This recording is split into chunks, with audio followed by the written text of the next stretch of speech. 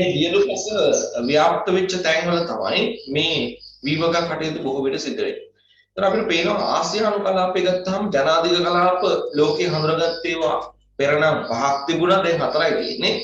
ඒ හතරෙන් තුනක්ම පිළිලා තියෙන්නේ ආසියා කලාපය. ඒතර අපිට පේනවා පස්සේ ව්‍යාප්ති සම්බන්ධයෙන් බලනකොට දියලු පස් වැඩිපුර ව්‍යාප්තලා තියෙන ආසියානු කලාපයක. ගංගා නිම්න පිටාර්තන කලාපවල මේ නිරන්තරයෙන් ගම් වතුරට යට වෙන පහත් ජනිතලා කලාපවල මේ ජලය මේ බහැල යන්නේ නැති නැත්නම් ජලයේ මුලින් රැඳිලා හිටින දුර්වල ජලමානයක් තියෙන දියලුපස් දකින්න ලැබෙනවා. ඒ අපිට පේනවා වීවකා කටයුතු කරන්න අවශ්‍ය කරන පස නිර්මාණය වෙලා තියෙන මේ ආසියානු කලාපය. අන්න එතකොට අපිට පැහැදිලි මේ අනිකුත් කලාප වලට සාපේක්ෂව ආසියානු කලාපය තුළ වීවකාව සිදු කිරීම සඳහා වැදගත් වන පස තියෙනවා. ඒ හින්දා අපිට පේනවා මේ කලාප මහා විශාල ජන සංඛ්‍යාවක එකතු වෙච්ච ජනාධික කලාප බවට පත් වෙලා තියෙනවා. ඊළඟට බලන්නකෝ අපි දන්නවා ලෝකයේ වීවකා බිම් වලින් 95%ක්ම තියෙන ආසියාවේ. හැබැයි 5%ක් තියෙනවා බහැර ප්‍රදේශ. පොඩක් හොයලා බලන්න බහැර ප්‍රදේශ මොනවද කියලා. උතුරු ඇමරිකාවට ගියාම මිසිසිපි කියන ගංගාවේ ඉන්නේ ආශ්‍රිත කලාපය. අප්‍රිකාවට ගියාම අප්‍රිකාවේ නයිල් ගංගාවේ ඩෙල්ටාව ආශ්‍රිත කලාපය. බලන්න දියලු පස් විශාල වශයෙන් ව්‍යාප්ත වෙච්ච තැන්. ඔක්කොම අපි ගත්තේ ද්විතීයික ජන සංකේන්ද්‍රණ කලාපවල. ඔබට මතක ඇති අපි ජනාධික කලාපවලින් පස්සේ කතා කළේ ද්විතීයික ජන සංකේන්ද්‍රණ කලාප. ඒතකොට ඒවා ඒ ප්‍රදේශත් ද්විතීයික ජන සංකේන්ද්‍රණ කලාප වලටපත් වෙන්න ඔය අපි කතා කරපු සාධකයන් මට්ටමකින් බලපාලා. නේද? පසේ ස්වභාවය බලපාලා තියෙනවා.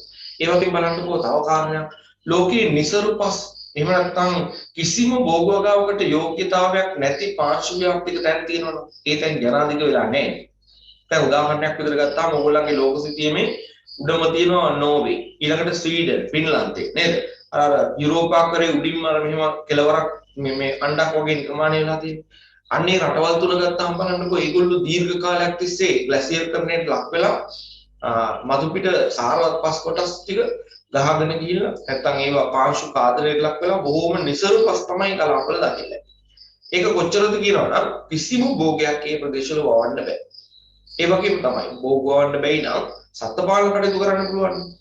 ඒ කියන්නේ සතුන් නැති කරලා ඒ ආර්ථික කටයුතු පවත්වාගෙන යන්න පුළුවන්. හැබැයි ඉතින් සත්පාලනයටවත් යෝග්‍ය නැහැ. එයි අර දීර්ඝ කාලයක් අවුරුදු 10 ගාණක් මිලියන ගාණක් තිස්සේ ග්ලැසියර් කරණයට ලක් වෙලා මතු පිට පස් හොඳ සරු පස් ටික ගහගෙන ගිහිල්ලා පාර්ශ්ව කාදරයට ලක් වෙලා නිසරු පස් නිර්මාණය වෙලා. ඒක තනකොළ වවන්න තරම්වත් යෝග්‍ය නැහැ. ඒ නිසා අපිට පේනවා ඒ ප්‍රදේශවල ජනසංඛ්‍යාවේ ඒකරාශී දැඩිව සිද්ධ වෙලා නැහැ. නේද? එහෙනම් ඔන්න බලන්න ජනසංඛ්‍යාවේ අසම ව්‍යාප්තියක් නිර්මාණය කරන්න පස කියන සාධකයේ බලපාලා තියෙනවා. ඒ කියන්නේ යම් භෝගයක් වගා කරන්න හොඳ හිතකර සරුපස් යම් ප්‍රදේශයක තියෙනවා නම් ඒ ප්‍රදේශයේ මේ භෝගවගාව කිරීම සඳහා යම් පිරිසක් ඒකරාශී වෙලා ජනාධික වෙනවා. යම් ප්‍රදේශයක තියෙන පස භෝගවගාන යෝග්‍ය නැත්නම් අපිට පේනවා කෘෂි වගා කටයුතු සඳහා වටිනාකමක් නැති පස් ව්‍යාප්තික ප්‍රදේශය තුළ ජනසංඛ්‍යාව ඒකරාශී සිදුවලා තින්නේ අඩුයි. නේද? එහෙම තියෙනවා. එහෙනම් පස කියන්නේ මිනිසුන්ගේ ව්‍යාප්තිය තීරණය කරන ජනසංඛ්‍යාවේ ව්‍යාප්තිය තීරණය කරන වැදගත් භෞතික සාධකයක්. අපි පොඩ්ඩක් හැඳින්වීම පැහැදිලි කරලා ලියමු. ලියන්න ජනසංඛ්‍යාවේ අසම ව්‍යාප්තිය තීරණය කරන ජනසංඛ්‍යාවේ අසම ව්‍යාප්තිය තීරණය කරන ජනසංඛ්‍යාවේ අසම ව්‍යාප්තිය තීරණය කරන වැදගත් භෞතික සාධකයක් වේ. අසම ව්‍යාප්තිය තීරණය කරන වැදගත් භෞතික සාධකයක් වේ.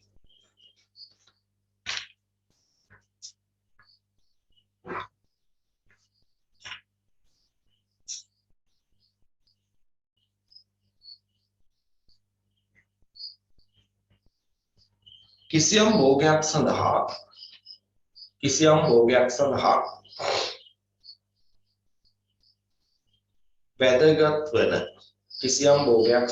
වැදගත් වන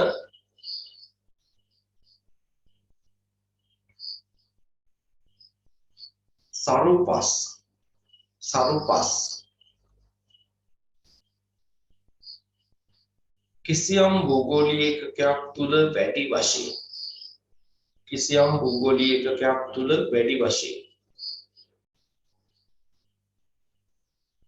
භූගෝලීය ඒකකයක් තුළ වැඩි වශයෙන් ව්‍යාප්තව පවතින විට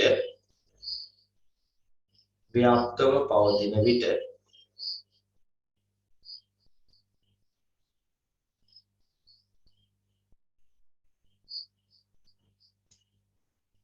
කෘෂි භෝග වගා කටයුතු සඳහා විශාල ජන පිරිසක් කෘෂි භෝග වගාවේ කටයුතු සඳහා විශාල ජන පිරිසක්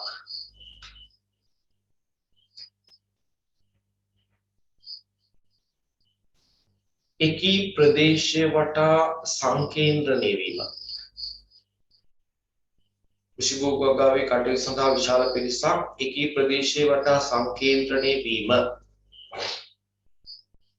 එකී ප්‍රදේශයේ වටා සංකේන්ද්‍රණය වීම සාමාන්‍ය ස්වභාවයයි.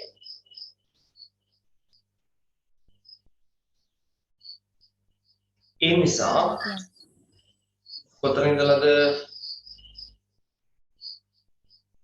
භෝග වගාවේ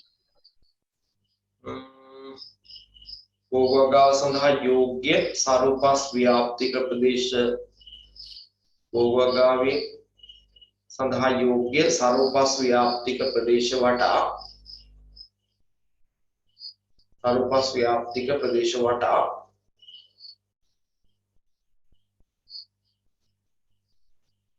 ජන සංකේන්ද්‍රණයන් සිදුවීම ජන සංකේන්ද්‍රණයන් සිදුවීම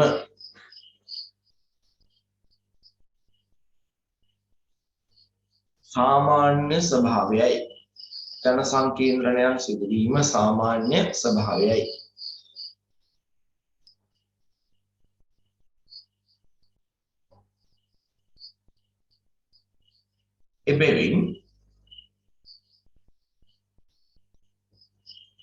එබැවින් සරුපස් ව්‍යාප්තික ප්‍රදේශ එබැවින් සරුපස් ව්‍යාප්තික ප්‍රදේශ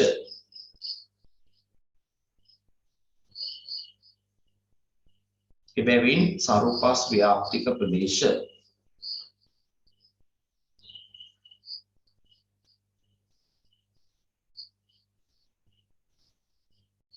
ජනාකීර්ණ ප්‍රදේශ බවට පත්ව තිබේ. ජනාකීර්ණ ප්‍රදේශ බවට පත්ව තිබේ. ජනාකීර්ණ ප්‍රදේශ බවට පත්ව තිබේ.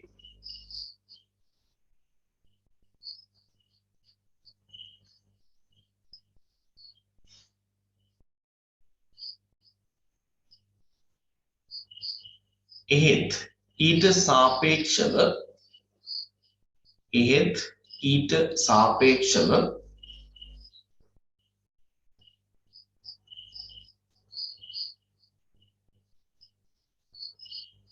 නිසරුපස් ව්‍යාප්තික ප්‍රදේශවල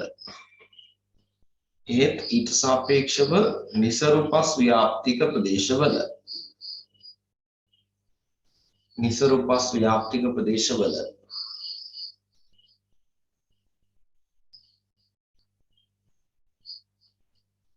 කෘෂිකාර්මික යෝග්‍යතාවයක්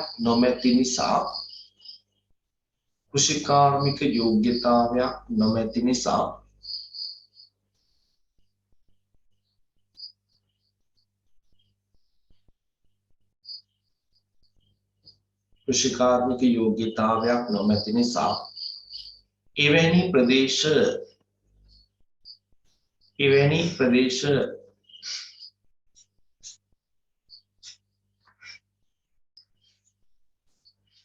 ජන හීන හෝ ජන ශූන්‍ය තත්ත්වයට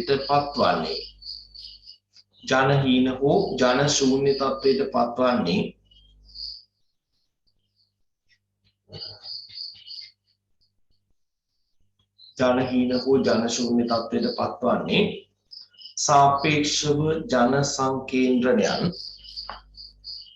සාපේක්ෂව ජන සංකේන්ද්‍රණයන් අඩුවෙන් සිදුවන නිසායි.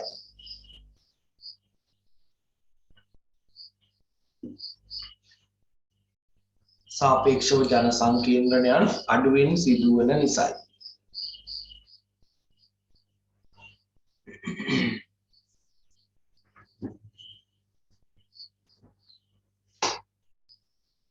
හොඳයි ළමයි මේ නෝට් එක මේ දෙන වේගෙට ලියා ගන්න ෆිසිකල් ක්ලාස් එකේ වගේ අපිට පේන්නේ නැහැ නේ ඔබට ලියා ගන්න පුළුවන් වෙන පුළුවන් වෙනවද බැරි වෙනවද කියලා සමහර සිග්නල් ලොස්ට් එකක් එම આવොත් එම පාට ලොස්ට් එකක් આવොත් කියවගන්නේ කියනේව හෙන්නේ නැතු යනවා. එහෙම වෙනවා. එහෙම තමයි මේ ඔන්ලයින් අධ්‍යාපන ක්‍රමය තුළ තියෙන අවාසි විදියට අපිට දකින්න ලැබෙන්නේ. ඒවා ගැන ඇත්තට හිතන්න එපා. හේතුව තමයි ඔබට ඒක ආසියක් වෙන්න කීයටම ඉඳ තියන්නේ නැහැ. හේතුව මේ පන්ති ඉවරලා පැය භාගයක් යන කලින් මේ වීඩියෝ එක YouTube channel එකට දාලා ඒක නැවත නැරඹීම සඳහා අවස්ථාව ඔබට දෙනවා. හරිද? එතකොට ඔයාලට යම්කිසි නෝට් එකක් ලියා ගන්න බැරි වුණොත් ඒක ඔබට ලියා ගන්න පුළුවන් අපහු වීඩියෝ එක බලලා. ඒ වගේ මේ වීඩියෝ එක ඕනෑම මාර්ග ගණනක් නරඹන්න අවස්ථාවක් තියෙනවා අයින් කරන්නේ නැහැ. ඒ නිසා කිසි ගැටලුවක් කරගන්න එපා. කිසියම් තැනක නෝට් එක ලියා ගන්න බැරි වුණොත් ඒක නැවත නැවත අර අහලා රිපීට් කරනවට වඩා ලේසි. ඒක ලියා ගන්න බැරි නම් පොඩ්ඩක් ඉඳ තියලා ඊළඟ කැලේ ලියා ගන්න පටන් ගන්න. ඒතර අඩුපාඩු සම්පූර්ණ කරගන්න පුළුවන් ඔයාලට වීඩියෝ එක බලන්න. හොඳයි. එතකොට අපිට මේ සම්පූර්ණ පැය දෙකේම කාලය අරගෙන වැඩ කරන්නත් අවස්ථාවක් නැහැ නේ. අපි මොනවා කළත් පහමාරකට වැඩ අවසන් කරන්න ඕනේ. නේද? සියලු දෙනාට පාසල් යන්න ලෑස්ති වෙන්න තියෙනවා. ඊළඟට මටත් යන්න සූදානම් වෙන්න තියෙනවා. ඒ වගේ දේවල් නිසා අපි පහේ තියෙනකොට වැඩි ඉවර කරනවා. හොඳයි. එහෙමනම් අපි කතා කළේ මේ පසේ බලපෑම ජන ව්‍යාප්තියට බලපාන කාර්යය. ඕක කිව්වා මිසක් අපි උදාහරණ ලිව්වේ නෑනේ. දැන් ඔයාලට උතන දෙපැත්තට උදාහරණ ලියන්න. මොකද්ද දෙපැත්ත? එකක් තමයි සරුපස් තියෙන තැන් ජනාධික වෙලා තියෙන බව කියන්නේ එක උදාහරණයක් කියන්න වෙනවා. සාරවත් බවින් තොර පස් ව්‍යාප්තික තැන්වල ඒ තරම් ජනාධික බවක් නැහැ කියන එක පෙන්වන්න උදාහරණයක් කියන්න වෙනවා. එහෙනම් අපි මේ උදාහරණ අවස්ථා දෙකට යමු. උදාහරණ අංක 1. ලියන්න උදාහරණ අංක 1. විවගාවට යෝග්‍ය විවගාවට යෝග්‍ය විවගාවට යෝග්‍ය දියලුපස් ව්‍යාප්තික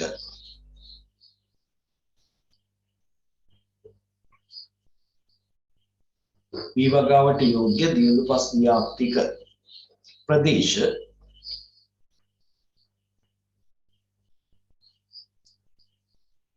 ජනාකීර්ණ තත්ත්වයට පත්වීම ජනාකීර්ණ තත්ත්වයට පත්වීම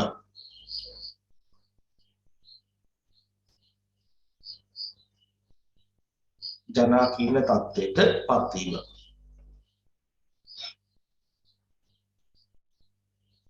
වරහංගස ලියලා පෙන්නමු එහෙම තැන් දෙක තුනක් වරහංග ඇතුළේ ලියන්න නයිල් ගංගා මෝය අසබඩ කලාපය නයිල් ගංගා මෝය අසබඩ කලාපය නයිල් ගංගා මෝය අසබඩ කලාපය ඊළඟට තවත් එකක් ලියන්න උතුරු ඇමරිකාවේ මිසිසිපි ඩෙල්ටාව උතුරු ඇමරිකාවේ මිසිසිපි ඩෙල්ටාව උතුරු ඇමරිකාවේ මිසිසිපි ඩෙල්ටාව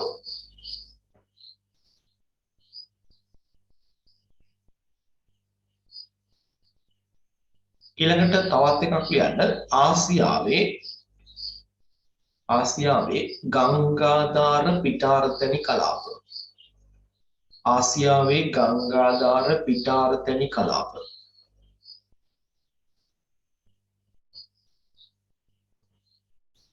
හොඳයි ඔන්න එහෙනම් අපි සරුපස් තියෙන තැන් ජනාධික වෙනවා කියන එක පෙන්වන්න උදාහරණයක් තමයි ඔය කිව්වේ. අපි දැන් කියමු නිසරුපස් තියෙන තැන් ජනාකීර්ණ බවට පත් වෙලා නැහැ කියන උදාහරණයක්. ඒස උදාහරණ අංක 2. උදාහරණ අංක 2.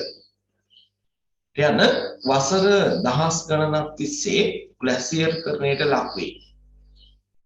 වසර දහස් ගණනක් තිස්සේ ග්ලැසියර්කරණයට ලක් වී වසර දහස් ගණනක් තිස්සේ ග්ලැසියර්කරණයට ලක් වී වසර දහස් ගණනක් තිස්සේ ග්ලැසියර්කරණයට ලක් වී නිසරු පස්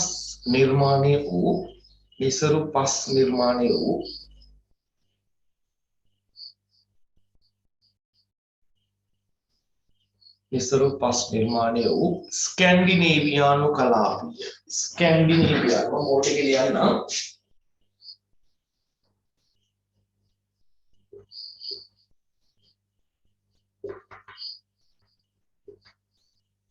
ස්කැන්ඩිනේවියානු කලාපීය රටවල ස්කැන්ඩිනේවියානු කලාපීය රටවල සාපේක්ෂව අඩු ජනගහනයක්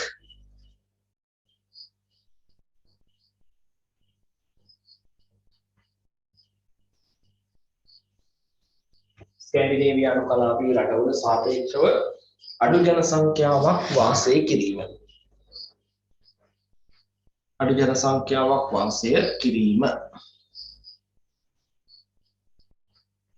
හොඳයි. එහෙමනම් අපේ සාධකය අපි පැහැදිලි කළා ජන ව්‍යාප්තියට බලපාන සාධකයක් බව. ඒක තහවුරු කරන්න අපි උදාහරණ දෙකක් ගත්තා. පස කියන සාධකය ගත්තාම සරුපස් තියෙනවා නම් ජන අධික වෙනවා. ඇයි කුෂිභෝගගාව කිරීම සඳහා මිනිස්සු දෙන්න එකතු වෙන හින්දා. නිසරු පස් තියෙනවා නම් කුෂිභෝගගාවට කිසියම් කටයුත්තකට යෝග්‍ය නැහැ. ඒ නිසා මිනිස්සු එතනට එක් රාශී වීම සිද්ධ වෙන සාපේක්ෂව අඩුයි. ඒ නිසා ජන තීරණ බවට පත් වෙන්නේ නැහැ. එහෙනම් භෞතික සාධක ගොඩේ වැදගත් භෞතික සාධකයක් තමයි අසම ජන ව්‍යාප්තිය තීරණය කිරීම කරේ බලපාන පස කියන සාධකය. අපි ඊළඟට යමු ස්වභාවික සම්පත් කියන ඊළඟ පස්වෙනි සාධකය ගැන කතා කරන්න. ස්වභාවික සම්පත් වල පිහිටීම. දැන් බලන්න මිනිසුන්ගේ විවිධ අවශ්‍යතා තියෙනවා. මිනිසුන්ගේ අවශ්‍යතාවල ස්වභාවය තමයි නිරන්තරයෙන් වර්ධනය වෙනවා. ඒ කියන්නේ එකක් විරිමහ ගන්නකොට තව කීපයක් ඇති වෙනවා. ඒ වගේම තමයි ඒවා අසීමිතයි. ලිමිට් එකක් නැහැ. කවදාද ඉවර වෙන්නේ කියලා නැහැ. උපත්ති ඉඳලා මරණය දක්වා මේ අවශ්‍යතා නිරන්තරයෙන් වර්ධනය වෙනවා. එතකොට බලන්න මේ නිරන්තරයෙන් වර්ධනය වන්නා වූත් අසීමිත වූ මිනිස් අවශ්‍යතා ටික පිරිමහ ගන්න තියෙන්නේ අපිට මේ පෘථිවියේ තියෙන ස්වභාවික සම්පත් ටික. මේවා පරිහරණය කළා මේවා උපයෝජනය කළා තමයි අපි අපේ අවශ්‍යතා පිරිමහ ගන්න. ඇඳුම් පැළඳුම් වෙන්න පුළුවන්, ආහාර වෙන්න පුළුවන්, නිවාස වෙන්න පුළුවන්, ජනවාස වෙන්න පුළුවන්, වෙන යම් අවශ්‍යතාවයක් වෙන්න පුළුවන්. නේද? එතකොට මේවා සම්පූර්ණ කර ගන්න අපි පාවිච්චි කරන්නේ ස්වභාවික සම්පත්. ඒක බලන්නකෝ මේ ස්වභාවික සම්පත් මේ විවිධව තියෙනවා. අපිට නාමකරණය කළා කියන්න බෑ මෙන්න මේ ලැයිස්තු විතරයි ස්වභාවික සම්පත් කියලා කියන්නේ. නේද? රත්රන් වෙන්න පුළුවන්, khනිජ තෙල් වෙන්න පුළුවන්, ඊළඟට khනිජ වැලි වෙන්න පුළුවන්, ස්වභාවික ගෑස් නිධියක් වෙන්න පුළුවන් නේද? ඕනෑම දෙයක් ඒ ස්වභාවික සම්පත් කොටේ දාන්න පුළුවන්. ඒතකොට මොනවා හරි ස්වභාවික සම්පතක් හෝ සම්පත් බහුලව එකතු වෙච්ච තැනක් තියෙනවා නම් ඒ තැනට මිනිස්සු નિરાයාසයෙන් එකතු වෙන එක සාමාන්‍ය ස්වභාවය. ඇයි අපි දන්නවා මිනිස්සුන්ගේ අවශ්‍යතාව පරිමහ ගන්න තමන්ගේ අවශ්‍යතාව වෙනුවෙන් මේ දේවල් යොදා ගන්න පහසුයි. දැන් උදාහරණයක් විදිහට ගන්න අපි දැනට ජනාධික කලාපයක් ලෙස නොසලකුවා ද්විතීයික ජනසංකේන්ද්‍රණ කලාපයක් ලෙස සලකන්න පුළුවන් ඊශානදික ඇමරිකාව ගන්නවා. ඒ කියන්නේ අර පංච මහා විල් ආශ්‍රිත කලාපේ. ඔයාලා දන්නවා උතුරු ඇමරිකාවේ සිටීමක් ඇද්දොත් නේද? මේ පැත්තෙන් ඕම ඇලස්කාව තියෙනවා ඕම ඇවිල්ලා උතුරු ඇමරිකාව මේ කැලිෆෝනියා ඕම ඇවිල්ලා ඔන්නමනේ තියෙන්නේ නේද? තමයි උතුරු ඇමරිකාව පිටේ. මෙන්න මේ දෙකේනවා නේද විල් පහක් ඔන්නෝ. ඔන්නෝ පංච මහා විල් කියලා කියන්නේ මේවා මෙන්න මේ පංච මහා විල් වලට මේ යාවද මෙන්න මේ කලාපය. ලෝකේ ජනාධික කලාපයක් වෙලා තිබුණා කලින් ඊශාන්‍ය ඇමරිකාව කියලා කිව්වොත් මේ තමයි ශාන්ත ලෝරන්ස් කරන්නේ මෙන්න මේ සම්පූර්ණ කලාපය. ඇයි මේක ජනාධික වුනේ? ජනාධික වෙන්න හේතුව තමයි මේ කලාපය තුල විවිධ වර්ගයේ ස්වභාවික සම්පත් විශාල වශයෙන් පිටලා තියෙනවා. දැන් උදාහරණයක් විතර ගත්තොත් මිනිසුන්ට යකඩ හා වාණිය කර්මාන්තය කරගන්න අවශ්‍ය නම් යපස්තිකේ කලාපේ තියෙනවා. නේද? වැඩි ගැඹුරකට හරන්න ඕනෙත් නැහැ. සමහර තැන්වල තියෙනවා අපිට පේනවා ඔය මොනන්ද ගහේලා වගේ ගංගා වල පතුලේ ගඟේ පතුලට බැස්සාම ගඟ පතුලේ සම්පූර්ණයෙන්ම තියෙන ගල් ලැබු යපස් මේ වගේ දේවල්. ආයි ගැඹුරට හරන්න අවශ්‍ය නැහැ. මතු පිළිම තියෙනවා. ඊළඟට මේගොල්ලන්ට ඒ කටයුතු කරන්න යන අවශ්‍ය කරන බල ශක්ති මාධ්‍යයන් සපය ගන්න අවශ්‍ය නම් මේකල අපි khනිජ තෙලුත් තියෙනවා. ඊළඟට හුණු ගල් අවශ්‍ය නම් ඒවත් තියෙනවා. රත්රන් නිධියක් අවශ්‍ය නම් ඒවත් තියෙනවා. ඊළඟට අනිකුත් ස්වභාවික සම්පත් සියල්ල මේ කලාපේ තියෙනවා. එතකොට මේ ඊශානදික ඇමරිකාව කියන්නේ ලෝකයේ ජනාධික කලාපයක් වෙන්න බලපාපු ස්වභාවික සම්පත් විශාල ප්‍රමාණයක් ඒකරාශී වෙච්ච තැන. නේද? මේ ස්වභාවික සම්පත් විශාල ප්‍රමාණයක් එකතු වෙනකොට අපි දන්නවා නිරායාසයෙන්ම ඒ වටා මිනිස්සු එකතු වෙනවා. ඒ සම්පත් පරිහරණය කළා, පරිභෝජනය කළා මිනිසුන්ගේ අවශ්‍යතාව පරිමහ කරන්න හැකියාවක් තියෙන නිසා. ඒ නිසා අපිට පේනවා ස්වභාවික සම්පත් වලින් ආඩ්‍ය වෙච්ච කලාප, සපිරි කලාප නිරායාසයෙන්ම ජනාධික වීම සාමාන්‍ය තත්ත්වයක්. හැබැයි ඉතින් එහෙම ස්වභාවික සම්පත් වල හිඟතාවයක් තියෙන ප්‍රදේශයක් තියෙනවා. අපිට ස්වභාවික සම්පත් වල හිඟතාවයක් තියෙන ප්‍රදේශයක් වෙන්න කියලා නිශ්චිතව පෙන්වන්න බෑ. කිසියම් තරක් එහෙමනම් අපිට පේනවා අනිවාර්යයෙන්ම එතෙන්ට මිනිස්සු එකතු වෙන්නේ සාපේක්ෂව අඩුයි. ඒ තමන්ගේ අවශ්‍යතාව පරිමහ ගන්න අවශ්‍ය කරන සම්පත් ටික සපයා ගන්න බෑ මිනිස්සුන්ට. ඒ නිසා අපිට පේනවා මේ මිනිස්සු ඒ තැන් වලට අඩුවෙන් එකතු වීම සිද්ධ වෙනවා. හොඳයි. එහෙමනම් අපි ස්වභාවික සම්පත් වල පිහිටීම ගැන කියමු. කියන්න මිනිසාගේ අවශ්‍යතා මිනිසාගේ අවශ්‍යතා නිරන්තරයෙන් වර්ධනය වන්නා වූ නිරන්තරයෙන් වර්ධනය වන්නා වූ අසීමිත වූ නිරන්තරයෙන් වර්ධනය වන්නා වූ අසීමිත වූ අවශ්‍යතාවයන් වේ.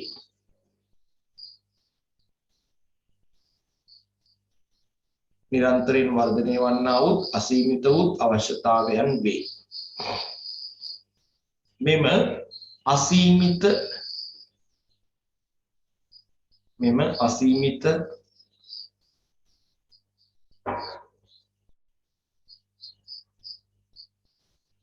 මිනිස් අවශ්‍යතා සපුරාලීම සඳහා මෙම අසීමිත මිනිස් අවශ්‍යතා සපුරාලීම සඳහා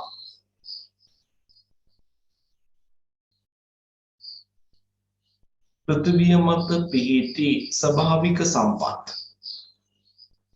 පෘථිවිය මත පිහිටි ස්වභාවික සම්පත්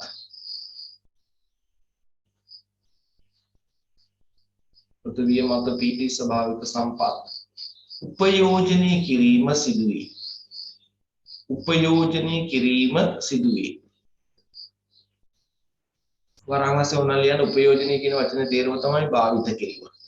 උපයෝජනය කිරීම සිදුවේ.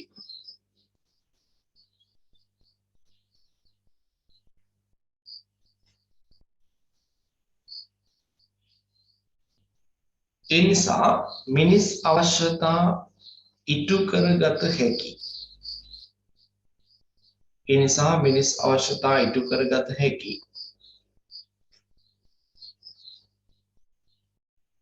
මිනිස් අවශ්‍යතා ඉටු කරගත හැකි. ස්වභාවික සම්පත්.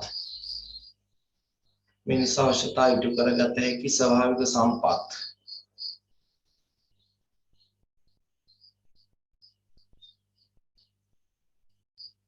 සුලභ ලෙස පිහිටන ප්‍රදේශ. සුලභ ලෙස පිහිටන ප්‍රදේශ.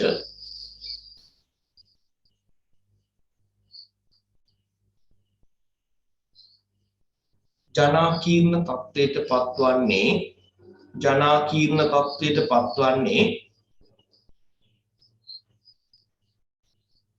සුලභ ලෙස පිහිටන ප්‍රදේශ ජනාකීර්ණ තත්ත්වයට පත්වන්නේ මිනිස් අවශ්‍යතාවයන් වෙනුවෙන්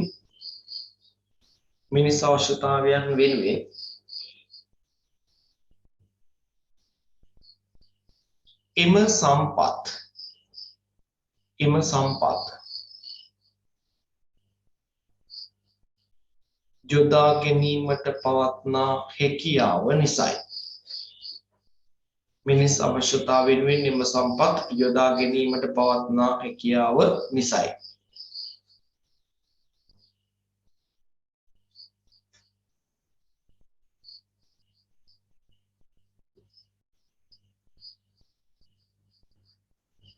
සාපේක්ෂව ස්වභාවික සම්පත් අඩුවෙන් ඒකරාශී වූ ප්‍රදේශ. සාපේක්ෂව ස්වභාවික සම්පත් අඩුවෙන් ඒකරාශී වූ ප්‍රදේශ.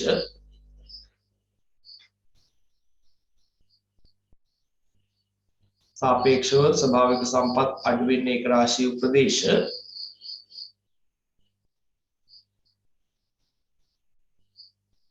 ඊට සාපේක්ෂව ජනාකීර්ණ තත්ත්වයට පත්වන්නේ නැත. ඊට සාපේක්ෂව ජනාකීර්ණ තත්ත්වයට පත්වන්නේ නැත.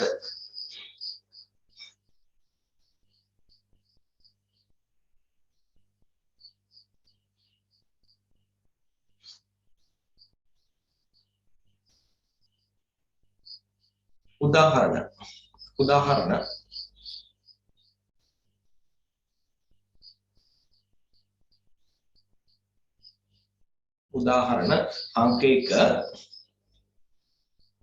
खनिज तेल गल अंगुरु यापास खनिज तेल गल अंगुरु यापास पुनुगल स्वाभाविक गैस खनिज तेल गल अंगुरु यापास पुनुगल स्वाभाविक गैस වැනි ස්වභාවික සම්පත් වලින් සපිරි වැනි ස්වභාවික සම්පත් වලින් සපිරි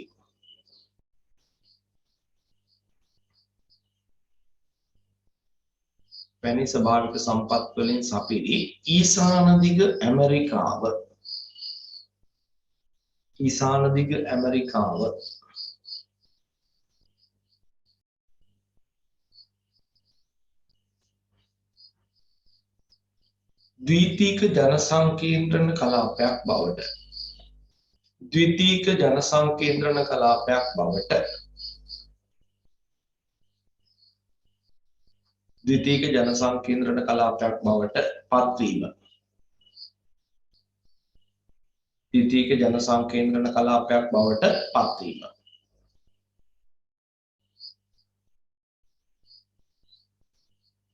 ඊළඟ අංක 2 උදාහරණ අංක 2 තවත් එකක් කියන්න දන්නේ එහෙම ජනාධිපති වෙච්ච තැනක් ගැන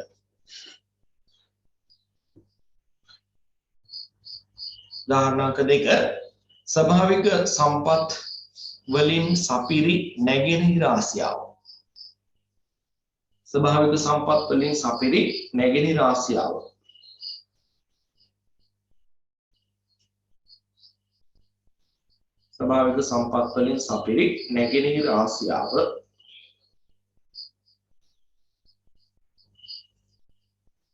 ජනාධික තත්ත්වයට පත්වීම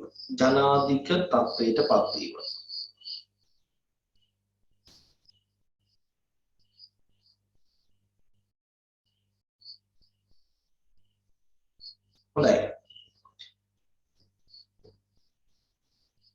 ඊළඟට තවත් උදාහරණයක් ලියන්න දැන් ওই දෙකම ලිව්වේ ජනාධික වෙන්න හේතුනේ ජනාධික නොවි ස්වභාවික සම්පත් වල අඩු ව්‍යාප්තියක් තියෙන තැන් ජනාධික නොවි තියෙනවා කියලා කියන්නත් උදාහරණයක් කියනවා ඒ නිසා ඔයාලට ලියන්න පුළුවන් තුන්වෙනි උදාහරණය ස්වභාවික සම්පත් වල අඩු ඒකරාශී වීමක් ඇති කාන්තාරික කලාප ලෝකේ ජනහීන හෝ ජනශූන්‍ය තත්ත්වයට පත් වෙලා තියෙනවා ඒක ලියන්න ගලපලා උදාහරණ අංක 3 ස්වභාවික සම්පත් වල අඩු ඒකරාශී වීමක් ඇති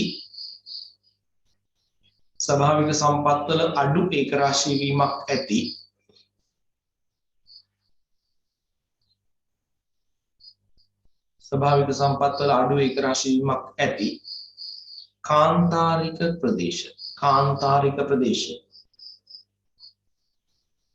කාන්තාරික ප්‍රදේශ ජනහීන හෝ ජනශූන්‍ය තත්ත්වයට පත් වේ. කාන්තාරික ප්‍රදේශ ජනහීන හෝ ජනශූන්‍ය තත්ත්වයට පත් වීම.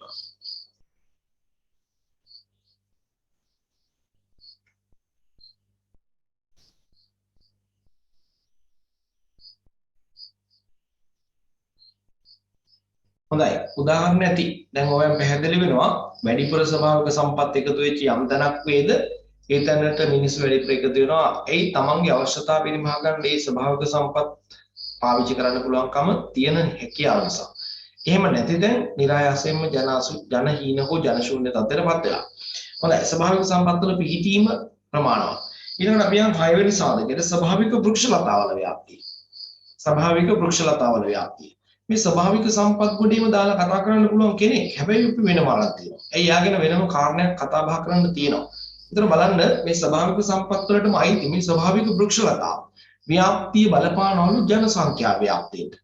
දැන් අපි දන්න ස්වභාවික සම්පත් අතර වේගයෙන්ම ක්ෂය වෙන ස්වභාවික සම්පත කවුද කියලා අහුවොත් අපිට වනාන්තර පෙන්නලා දෙන්න පුළුවන්.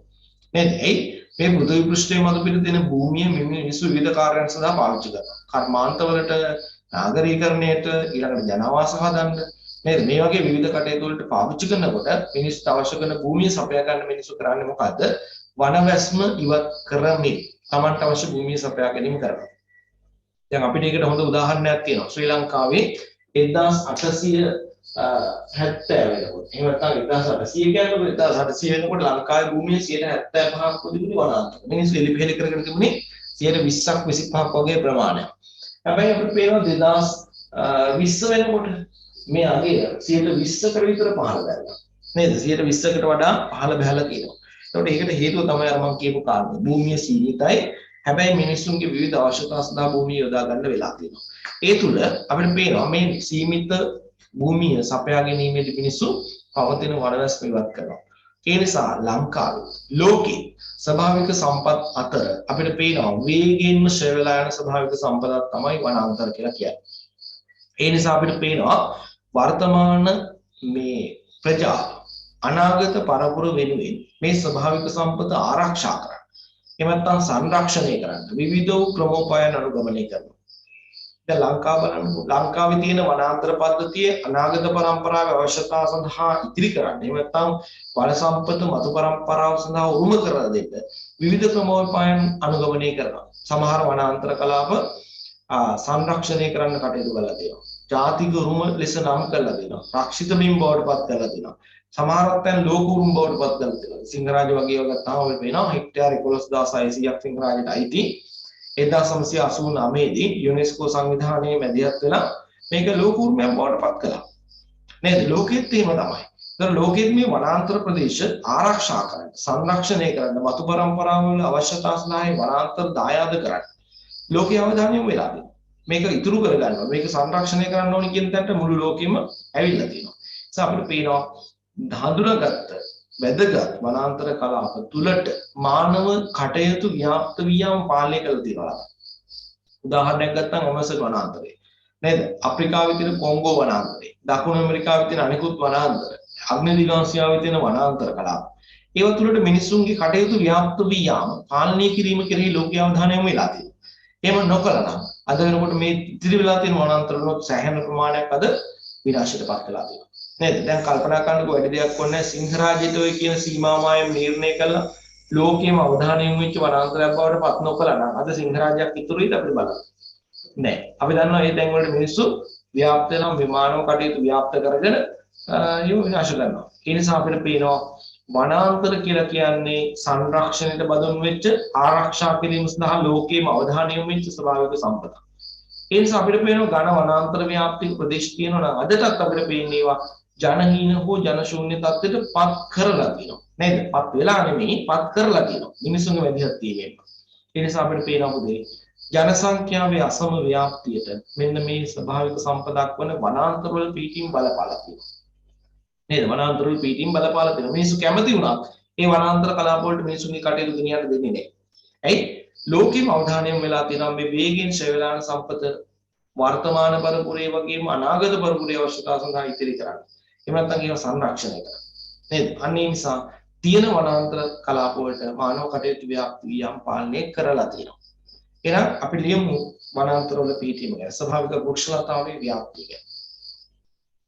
යන ලෝකේ ස්වභාවික සම්පත් අතර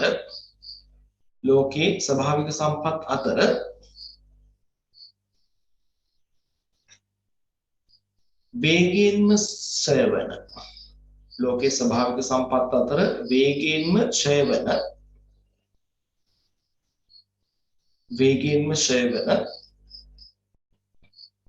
ස්වභාවික සම්පතක් වශයෙන් වේගයෙන්ම ක්ෂය වන ස්වභාවික සම්පතක් වශයෙන් වන සම්පත හඳුනාගත හැකිය. වේගයෙන්ම ක්ෂය වන ස්වභාවික සම්පතක් වශයෙන් වන සම්පත හඳුනාගත හැකිය.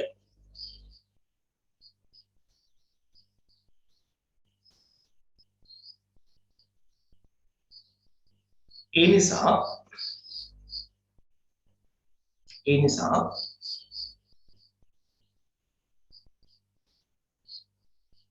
මතු පරම්පරාවල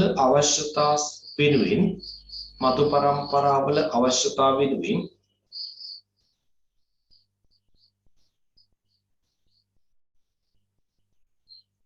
වනාන්තර ආරක්ෂා කර ගැනීම සඳහා මතු පරම්පරාවල අවශ්‍යතා සඳහා වන සම්පත ආරක්ෂා කර ගැනීම සඳහා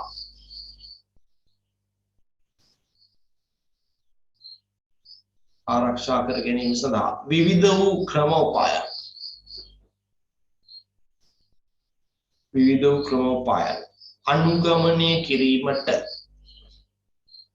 ක්‍රමෝපායන් අනුගමනය කිරීමට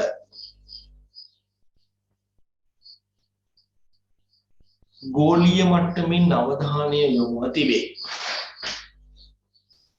විවිධ වූ ක්‍රමෝපායන් අනුගමනය කිරීමට ගෝලීය මට්ටමින් අවධානය යොමුව තිබේ.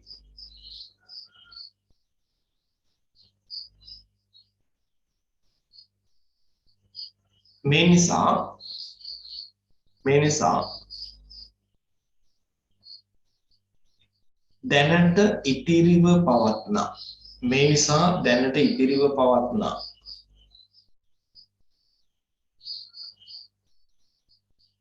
නිසා දැනට ඉතිරිව පවත්නා වනබිම් තුලට නැත්නම් වනාන්තර තුලට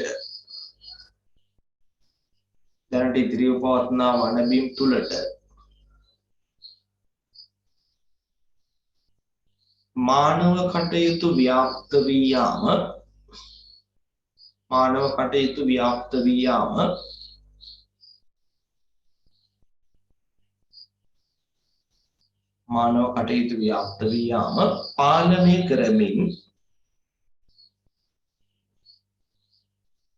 පාලනය කරමින්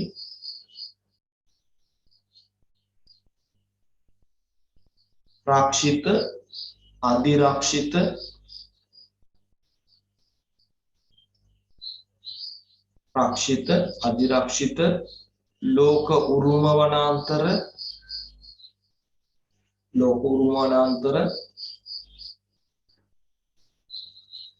ජාතික උරුම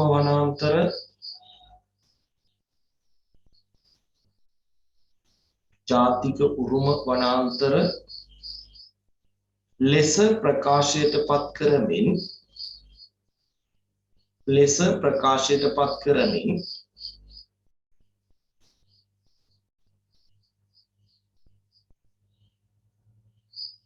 වනබිම් තුලට මානව කටයුතු ව්‍යාප්ත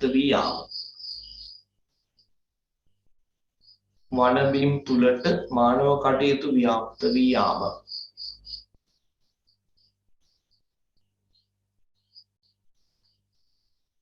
පාලනය කොට තිබේ.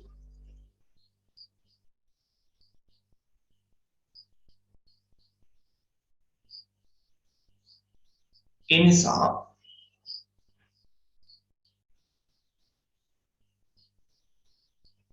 වනාන්තර බද ප්‍රදේශ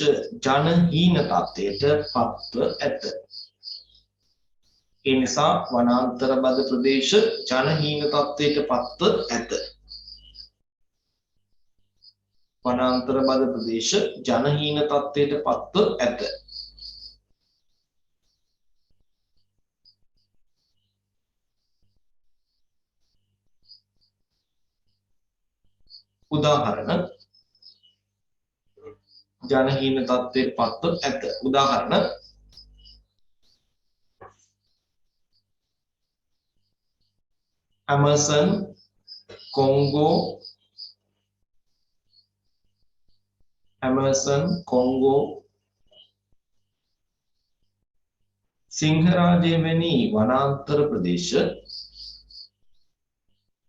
Amazon, Congo, සිංහරාජය වැනි වනාන්තර ප්‍රදේශ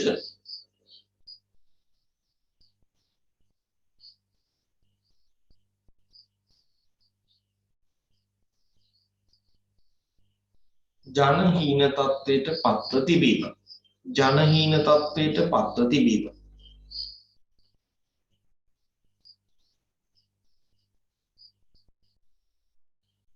හොඳයි. එහෙනම් අපි කතා කළා මේ වෙනකොට අසම ජන ව්‍යාප්තියට බලපාන භෞතික සාධක 6ක් ගැන.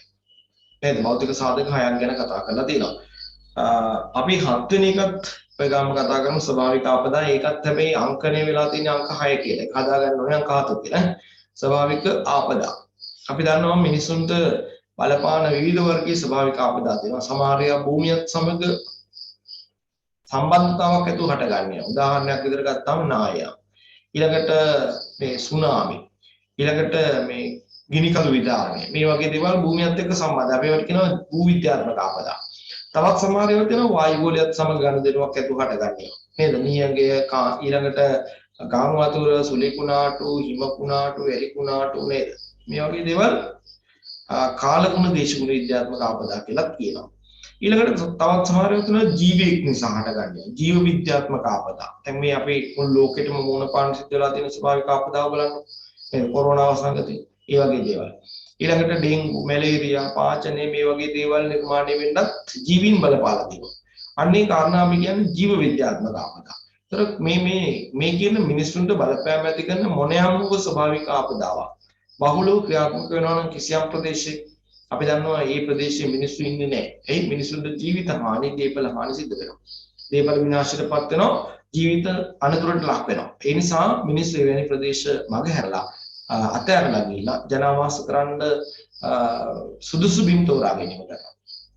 දැන් උදාහරණයක් විදිහට ගත්තාම අපිට පේනවා සමහර දූපත් තියෙන ලෝකේ සම්පූර්ණයෙන්ම මිනිස් වාසයෙන් තොරයි.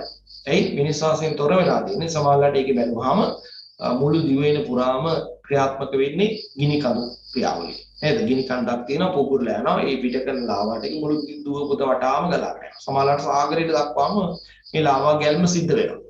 ඒ වගේම මිනිස්සුන්ට ජීවත් වෙන්න බෑනේ. නේද? ඊළඟට නිරන්තරයෙන් ගම් වතුරට ලක්වන ප්‍රදේශ බලන්න. ජනහීන හෝ ජනශූන්‍ය තත්ත්වයටපත් වෙලා තියෙනවා.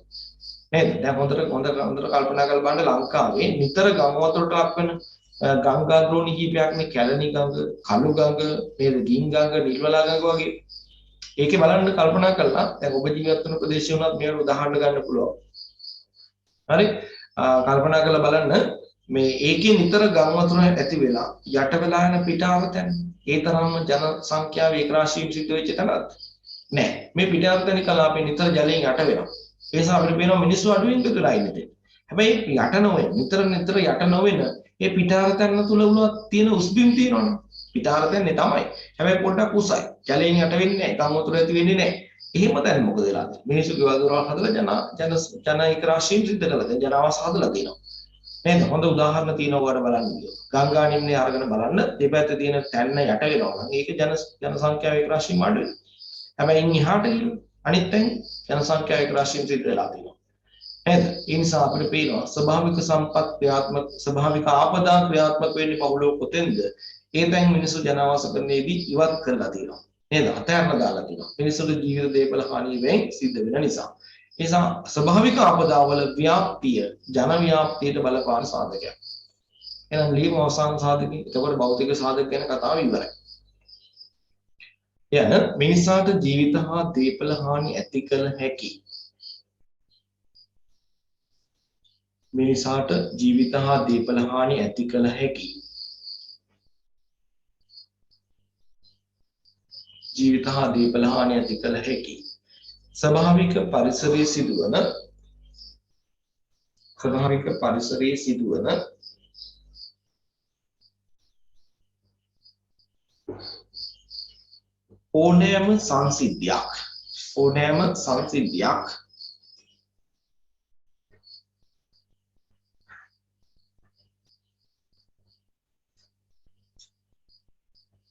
ඕනෑම සංසිද්ධියක් ස්වභාවික උපද්‍රවයක් නමින් හැඳින්වෙන අතර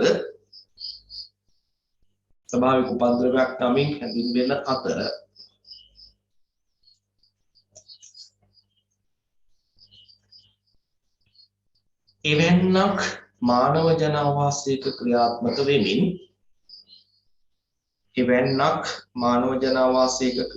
වෙමින්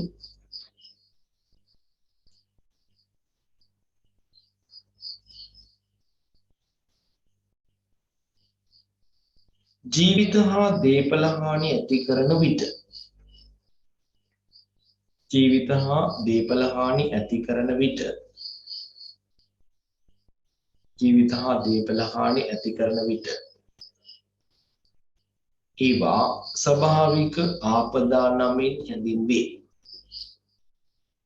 ඒවා ස්වභාවික ආපදා නමින් හැඳින්වේ.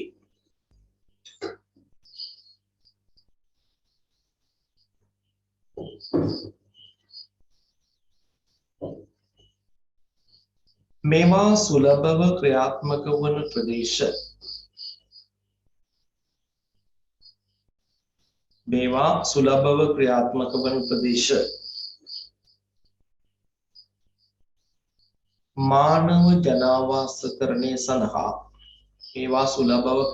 වන ප්‍රදේශ මානව ජනාවාසකරණය සඳහා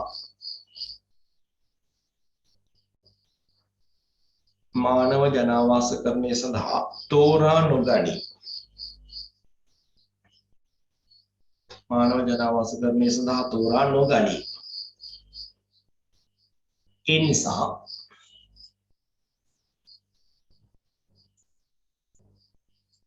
එවැනි ප්‍රදේශ ජන ශූන්‍ය හෝ එවැනි ප්‍රදේශ ජනහීන හෝ ජන ශූන්‍ය තත්ත්වයට පත්ව තිබේ. ඒ නිසා එවැනි ප්‍රදේශ ජනහීන හෝ ජන ශූන්‍ය තත්ත්වයට පත්ව තිබේ.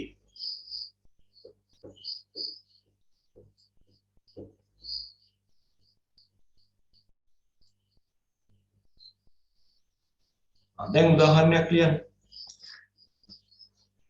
යමහල් දූපත් ජන ශූන්‍ය තත්ත්වයට පත් වීම.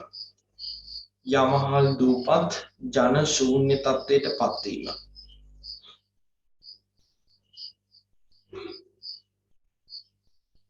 යමහල් දූපත් ජන ශූන්‍ය තත්ත්වයට පත් වීම. ඊළඟට උදාහරණ අංක 2.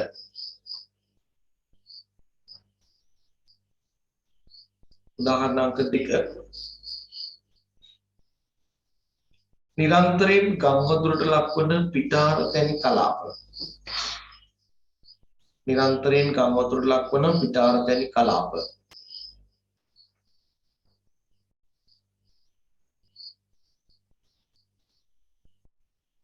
නිරන්තරයෙන් ගංවතුරට ලක්වන පිටාර තැනි කලාප. ජනහීන තත්ත්වයට පත් වීම. ජනහීන තත්ත්වයට පත් වීම.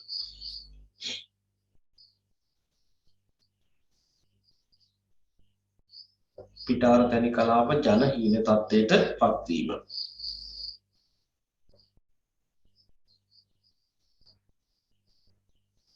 හොඳයි. එහෙමනම් ඔන්න අපි ස්වභාවික සාධක 7ක් කතා කළා. ලෝකේ අසම ජන ව්‍යාප්තියක් නිර්මාණයට බලපාන සාධක ගොඩේ. හොඳයි. එහෙනම් අපි උතනින් ඉවර කරන්නේ භෞතික සාධකවල බලපෑම. ඊළඟට අපි යන්න හදනවා අසම ජන ව්‍යාප්තියක් නිර්මාණය වෙන්න බලපාන මානුෂ සාධක. ඒ කියන්නේ මේ ස්වභාවික සාධක වගේම මිනිසා විසින් නිර්මාණය කරගත්ත සමහර දේවල් මේ අසම ජන ව්‍යාප්තියක් නිර්මාණය වෙන්න හේතු වෙලා තියෙනවා. මිනිස්සු තැන් වලට වැඩිපුර එකතු වෙන්න, සමහර තැන් වලට අඩු වෙන්න එකතු වෙන්න, සමහර ප්‍රදේශ වලට මධ්‍යස්ථ ජනගහනයක් එකතු වෙන්න මිනිස්සු නිර්මාණය කරගත්ත පරිසරයේ සංරචක බලපාලා තියෙනවා. නේද? ඒවා තමයි අපි කියන්නේ ජන ව්‍යාප්තියට බලපාන මානව සාධක. බලන්නකො ලයිස්තුවක් තියෙනවා. ටියුට් එකේ 15 වෙනි පිටුවේ ඉඳලා ඉදිරියට තියෙන මේ සාධක පිළිබඳව. ආර්ථික කටයුතු ගැන කියනවා, නාගරීකරණය, සංනිවේදන පහසුකම්, ඊළඟට දේශපාලනික හේතු, යුද්ධය, නේද? මේ වගේ දේවල් මිනිස්සුන්ගේ මැදිහත් වීමෙන් හැදෙන දේවල්, නිර්මාණය වන දේවල්. ඒවා ජන ව්‍යාප්තියට බලපාලා තියෙනවා. පළවෙනි සාධකය අරගන්නකො ආර්ථික කටයුතු. නේද? ආර්ථික කටයුතු, කෘෂිකාර්මික ආර්ථික කටයුතු වෙන්න පුළුවන්, කාර්මික කටයුතු වෙන්න පුළුවන්, සේවාංශික කටයුතු වෙන්න පුළුවන්. මේවා සුලභව එකතු වෙච්ච තැනක් තියෙනවා නම් අපිට පේනවා මිනිස්සු ඒ තැන් වලට වැඩිපුර එකතු වෙනවා. නේද? ඇයි මිනිසුන් කිසියම් වූ ආදායමක් උපයා ගැනීමක් කරන්නේ මේ ආර්ථික කටයුතු හරහා.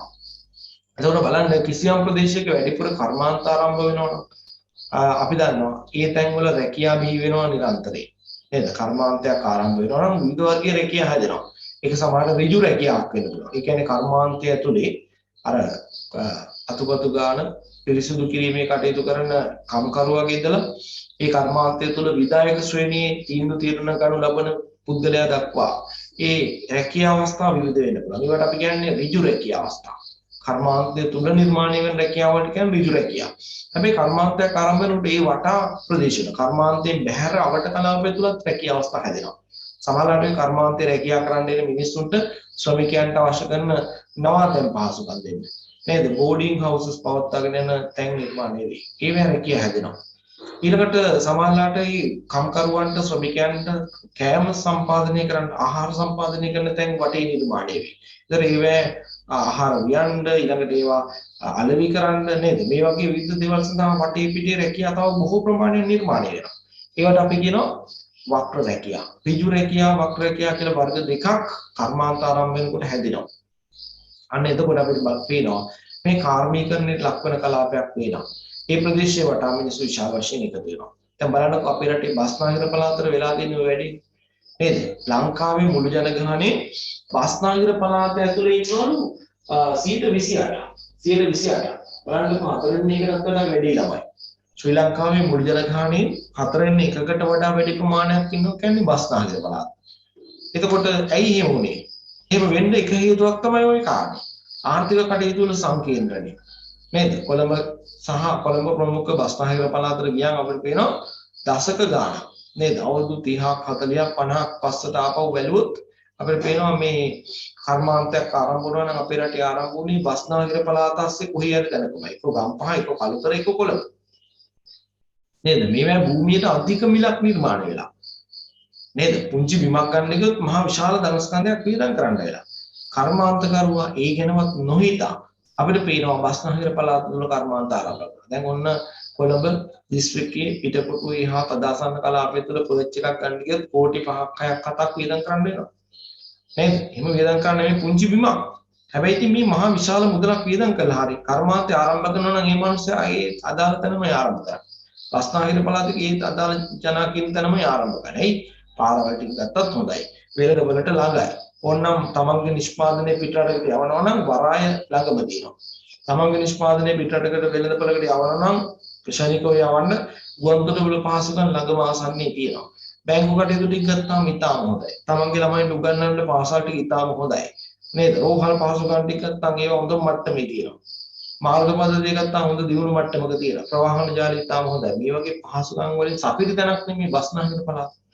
අනෙක් පළාත් එක්ක සංසන්දනය කරනකොට බලන්න මේ ආර්ථික කටයුතු සංකේන්ද්‍රණය වෙච්ච බස්නාහිර පළාතට අනාදිමත් කාලයක ඉඳලා මිනිස්සු වැඩිපුර ඒක රාශි වෙනවා. ඒක ඒ ආකර්ෂණයේ බස්නාහිර පළාත දිනාගෙන තියෙනවා. ඒ දිනාගෙන තියෙන්නේ මේ ආර්ථික කටයුතු සංකේන්ද්‍රණය නිසා. නිසා අපිට පේනවා අනෙක් පළාත් වලට වඩා මිනිස්සු ඒක රාශි වෙනවා බස්නාහිර පළාතට. නේද? අදටත් ඒක එහෙමමයි වළංගුයි මේ කතාව. ඒ නිසා අපිට පේනවා අද වෙනකොට රටේ මුළු ජනගහනයෙන් 28ක්.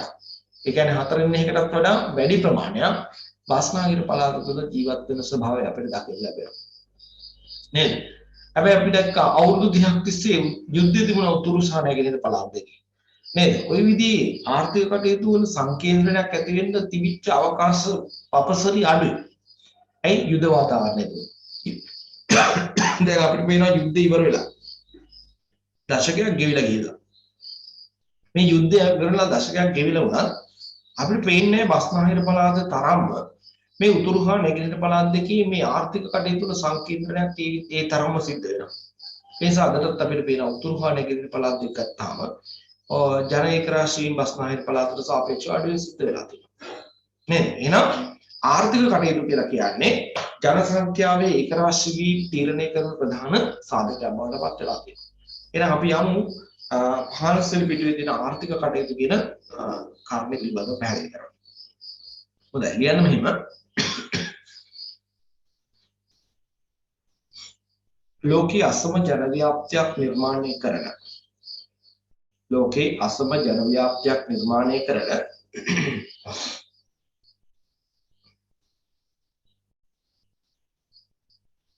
මානව සාධක අතර අසම ජන ව්‍යාප්තියක් නිර්මාණය කරන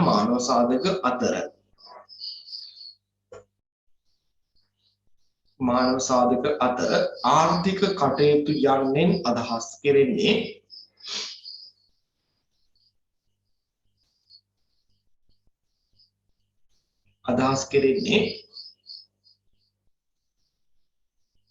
කෘෂි අංශයේ කාර්මික අංශයේ හෝ සේවා අංශයේ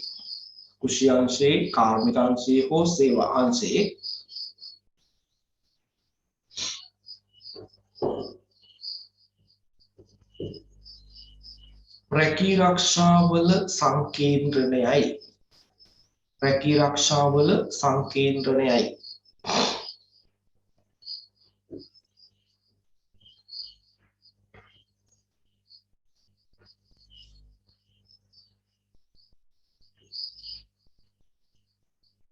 මෙම ශේෂ්ත්‍රවල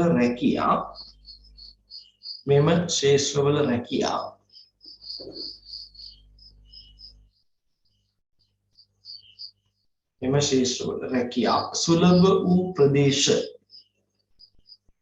සුලභ වූ ප්‍රදේශ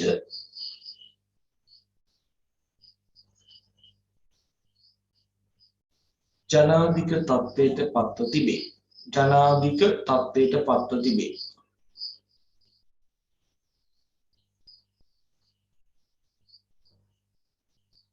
විශේෂයෙන්ම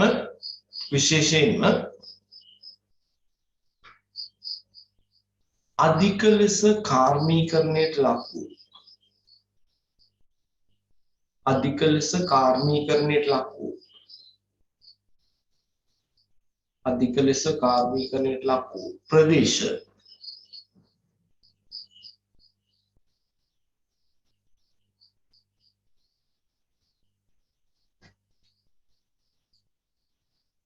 කාර්මීකරණය හේතුවෙන් ජනාධික තත්ත්වයට පත්ව තිබේ. කාර්මීකරණය හේතුවෙන් ජනාධික තත්ත්වයට පත්ව තිබේ.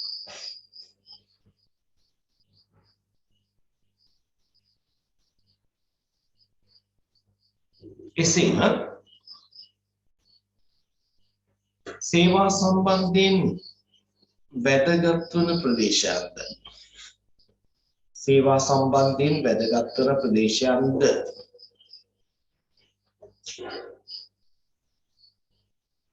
එලෙසම ජනාකීර්ණ තත්ත්වයට පත් වී තිබේ. නැත්නම් පත් වී ඇත. සේවා සම්බන්ධයෙන් වැදගත් වන ප්‍රදේශයන්ද එලෙසම ජනාධික තත්ත්වයට පත් වී තිබේ.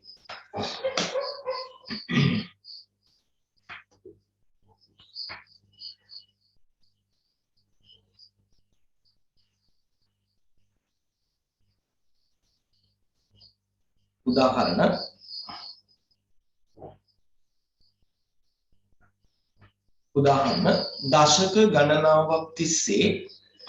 දශක ගණනාවක් තිස්සේ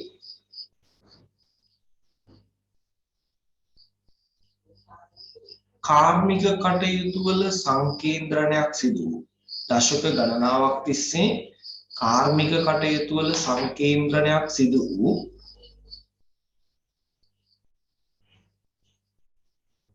කාර්මික කටයුතු වල සංකේන්ද්‍රණයක් සිදු වූ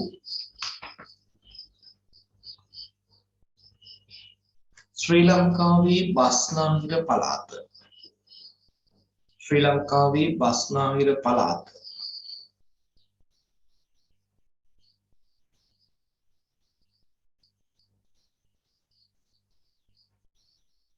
ජනාධිකම පළාත බවට පත්වීම. ජනාධිකම පළාත බවට පත්වීම.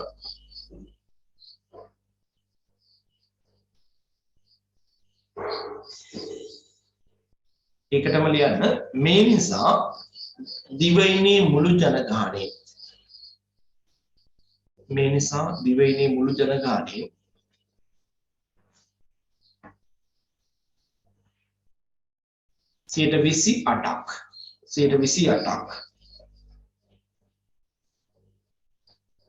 128ක් බස්නාහිර පළාත් වාසීන් බව 128ක් බස්නාහිර පළාත් වාසීන් බව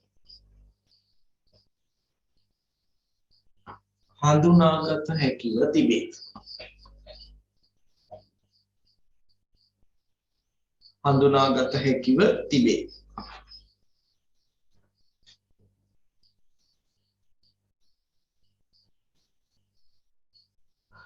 හොඳයි. ඔය පළවෙනි උදාහරණය. දෙවෙනි එක අපි ගමුකෝ. දැන් කලින් කිව්වනේ විස්තර කරනකොට සේවාංශයේ කටයුතු වැඩිපුර එකතු වෙච්ච තැනොත් ජනාධික බවට පත් වෙලා තියෙනවා කියලා. නේද? ජනාධික බවට පත් වෙලා තියෙනවා කියලා කිව්වා. ඒකට හොඳම උදාහරණය තමයි ඩුබායි. නේද? ඩුබායි කියන තැන අපිට පේනවා නාගරීකරණය සම්බන්ධයෙන් ගත්තා 95%කට වඩා වැඩි නාගරීකරණයක් තියෙන තැන. නාගරීකරණයේ පැත්තේ මිනිසුගේ එක රාශියෙන් පරිදි අතින් ගත්තාම එතන විශාල බලපෑමක් තියෙන තැන. ඒකට හේතුව තමයි ඩුබායි කියන්නේ අපි දන්නවා සේවා මධ්‍යස්ථානයක්. නේද? සේවා මධ්‍යස්ථානයක්. විවිධ වර්ගයේ සේවා කටයුතු සඳහා වැදගත් වන කලාපයක් බවට පත් වෙලා තියෙනවා. ඒ නිසා අපිට කියන්න පුළුවන් දෙවෙනි උදාහරණය. ඉතින් මේ ඩුබායි ගැන. අපි ඒක ලියමු. උදාහරණ අංක 2. සේවා මධ්‍යස්ථානයක් ආසියාවේ සේවා මධ්‍යස්ථානයක් ලෙස. එහෙම ලියන්නකෝ. ආසියාවේ සේවා මධ්‍යස්ථානයක් ලෙස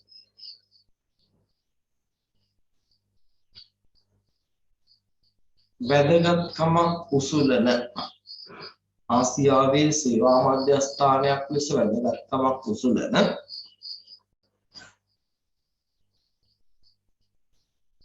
Dubai. Dubai.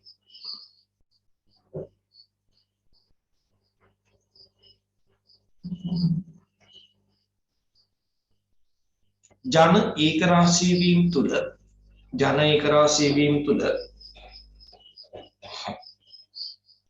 කැපී පෙනෙන කලාපයක් බවට ජන ඒකරාශී වීම තුළ කැපී පෙනෙන කලාපයක් බවට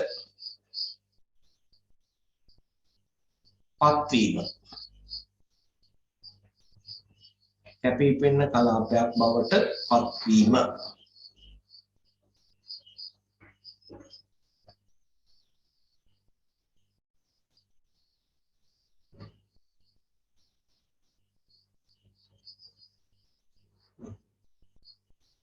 හොඳයි උදාහරණ දෙකක් ප්‍රමාණවත් අපි යමු ඊළඟට දෙවෙනි සාධකයට නාගරීකරණය මොකද්ද මේ නාගරීකරණය කියලා කියන්නේ හොඳට අහින්න කියන දේ නිර්වචනයක් කියන්න හදන්නේ ඔබට මේක සමාජාට පාඩම් කරගන්නත් වෙනවා ඉදිරියේදී නාගරීකරණය සම්බන්ධයෙන් පාඩමකුත් තියෙනවා නාගරීකරණය කියලා කියන්නේ ටිකක් සංකීර්ණ ක්‍රියාවලියක් මේක නිර්වචනයක් සපියුවොත් මෙහෙම දෙයක් කියන්න පුළුවන් සේවා සමාජ සහ සේවාර්ථික කටයුතු සුලභව ව්‍යාප්ත වෙච්ච තැන් වලට සේවා කටයුතු සුලභව එකතු වෙච්ච තැන් වලට ස්ථිර පදිංචිය සඳහා මිනිස්සු ඒක රාශී වීම නිසා සිදුවන අකණ්ඩ ඒ වගේම නිරන්තරයෙන් වර්ධනය වන ක්‍රියාවලිය තමයි අපි කියන්නේ නාගරීකරණය.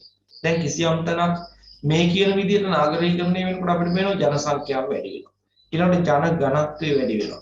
ඊළඟට ආර්ථික කටයුතු මිනිස්සුන්ගේ ඔය කියපු සේවාංශ කටයුතු වෙන්න පුළුවන්, කාර්මික කටයුතු වෙන්න පුළුවන්. මේ කටයුතු පුළුල් වීමක් සිද්ධ වෙනවා. ඒ වගේම තමයි අපිට පේනවා ඒ අදාළ මධ්‍යස්ථාන නැත්නම් ඒ අදාළ ජනාවාසය කාර්යයන් අතරින් ඉතාම සංකීර්ණ තත්ත්වයකටපත් වෙනවා. දැන් කොළඹ ගැන කල්පනා කරලා බලන්නකෝ. ආරක්ෂක කටයුතුත් තියෙනවා. ඊළඟට වෙළඳ කටයුතුත් තියෙනවා. අධ්‍යාපනික කටයුතු, බැංකු කටයුතු, රක්ෂණ කටයුතු මේ වගේ විවිධ වර්ගයේ කාර්යයන් එකතු වෙච්ච තැනක් තමයි නගරයක් විදිහට අපි සලකන්නේ. එතකොට මේ නාගරීකරණය වන ප්‍රදේශ, අධික ලෙස නාගරීකරණයට ලක්වන ප්‍රදේශ නිරායාසයෙන්ම අපිට පේනවා ජනාකීර්ණ තත්ත්වයටපත් වෙනවා. ඇයි? අර හොඳම සේවා පහසුකම් ටික මේ තැන් වලට එකතු වෙනවා. හොඳම ආර්ථික කටයුතු තුළ කාර්මික අංශයේ කටයුතු ටික මේ තැන් වලට එකතු වෙනවා. ඒ වගේම මිනිසුන්ට ජීවත් වෙන්න හොඳ යටිදල පහසුකම් මේ තැන් වල සංවර්ධනය වෙලා තියෙනවා. නේද? මෙන්න මේ වගේ කාරණා නිසා අපිට පේනවා මේ නාගරීකරණයට දැඩි ලෙස පාත්‍ර වන ප්‍රදේශ ජනාධික බවට පත් වෙනවා. එහෙනම් අපි නාගරීකරණය ගැන ලියමු. යන සාපේක්ෂව ආර්ථික හා සේවා පහසුකම් වලින් සපිරි. සාපේක්ෂව ආර්ථික හා සේවා පහසුකම් වලින් සපිරි. සාපේක්ෂව ආර්ථික හා සේවා පහසුකම් වලින් සපිරි.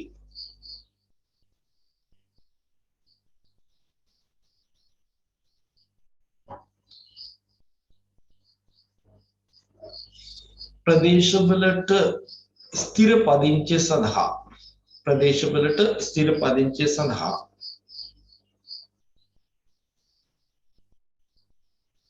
ප්‍රදේශවලට ස්ථිර පදිංචිය සඳහා පැමිණීම නිසා සිදුවන අඛණ්ඩ ක්‍රියාවලිය ස්ථිර පදිංචිය සඳහා පැමිණීම නිසා සිදුවන අඛණ්ඩ ක්‍රියාවලිය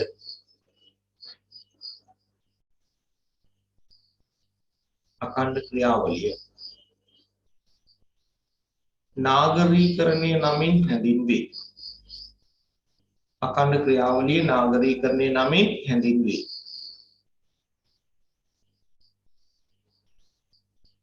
කිසියම් ජනාවාසයක් නාගරීකරණය වන විට කිසියම් ජනාවාසයක් නාගරීකරණය වන විට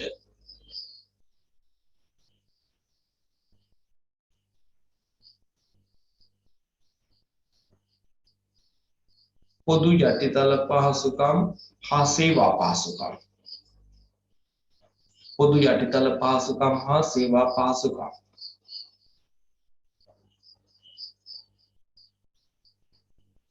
පොදු යටිතල පහසුකම් හා සේවා පහසුකම් දියුණු තත්ත්වයකට පත් වේ. දියුණු තත්ත්වයකට පත් වේ. ඒ නිසා එවැනි ප්‍රදේශ වෙත ජන ආකර්ෂණයන් සිදු වී එවැනි ප්‍රදේශ වෙත ජන ආකර්ෂණයන් සිදු වී එවැනි ප්‍රදේශ වෙත ජන ආකර්ෂණයන් සිදු වී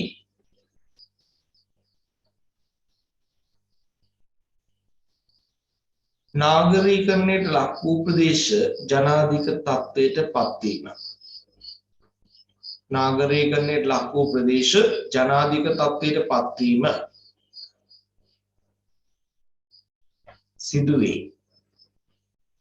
ජනාකීර්ණ තත්ත්වයට පත්වීම සිදුවේ.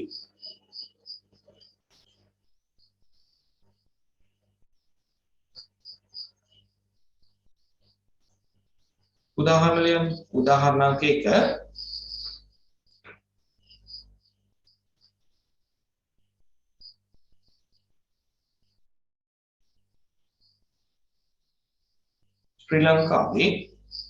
ශ්‍රී ලංකාවේ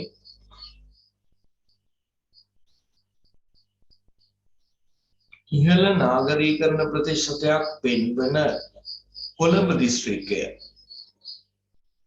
ඉහළ නාගරීකරණයක් පෙන්වන කොළඹ දිස්ත්‍රික්කය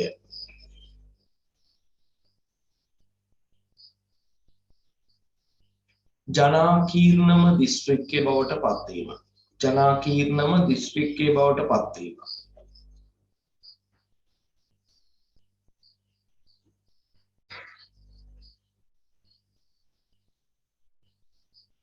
ජනාකීර්ණම දිස්ත්‍රික්කය බවට පත්වීම.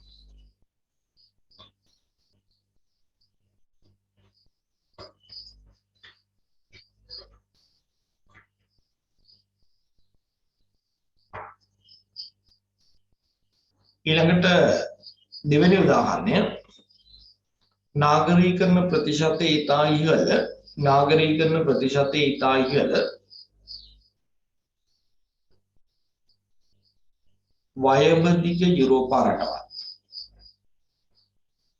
වයඹදිග යුරෝපා රටවල්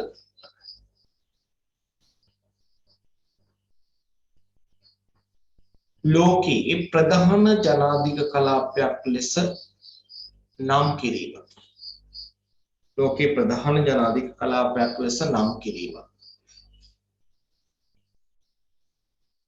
ලෝකයේ ප්‍රධාන ජනාධික කලාපයක් ලෙස නම් කිරීම.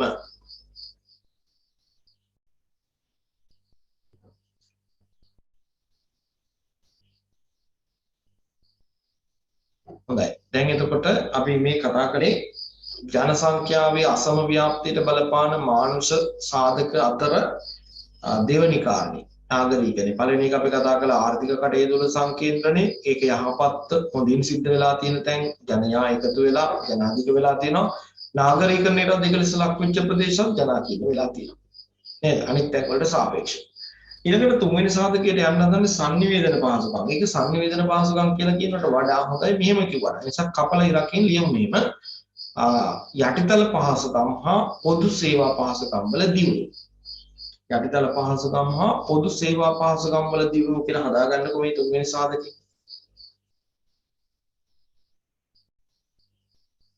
හොඳයි ළමයි මේ අපිට ගිය සතියේ අපේ නියමිතව තිබුණා මේ වගේ ගිය සතියේ බ්‍රහස්පතින්දා උදේ තමයි පන්ති කරන්න දාගෙන තිබුණේ.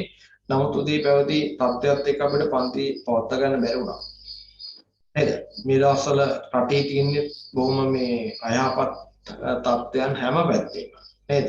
ඊළඟට ඊයේ දවසේ ඔබ දකින්න ඇති අපි දන්නේ කොහොම විදුලි විසන්ධ කිරීම කරනවද කියලා. නේද? ලයිට් යන වෙලාවක් හොයන්නත් බෑ, එන වෙලාවක් හොයන්නත් බෑ. ඊයේ රෑ 10යි විදුලිය නැවත යථාර්ථයටපත් වෙලා එනකොට ඒ ඇවිල්ලත් වරින් වර එනවා යනවා ඔහොම තත්ත්වයක තමයි තිබුණේ. බොහොම අවිනිශ්චිත ස්වභාවයක් තිබුණා අද දවසේ පන්ති කරගන්න ලැබෙයිද නැද්ද කියන ප්‍රශ්නේ. ඒ නිසා තමයි මම ඔබට WhatsApp group වලට පණිවිඩ දැම්මේ. දැන් තියෙන තත්ත්වයත් ඕගොල්ලන්ගේ ප්‍රදේශවලත් එහෙමද කියලා බලන්න. පණිවිඩයක් දැම්ම මම මේ ලයිට් ඔයගොල්ලන්ට තියෙනවද කියලා එහෙම අහලා. නේද? එහෙම තත්ත්වයක් වල අපි මේ මට්ටමින් අද මේ වැඩේ කරගත්තා. ඒ වගේම තමයි ගිය සතියේ අපි අතින් මග ඇරිච්ච පන්තිය කරගන්න බැරි වුණා. ඒ පන්තිය මේ එළඹෙන සඳුදා දිනේ උදේ මේ විදිහටම පාන්දර 4ට කරන්න හිතාගෙන ඉන්නවා. හරි මතක තියාගන්න.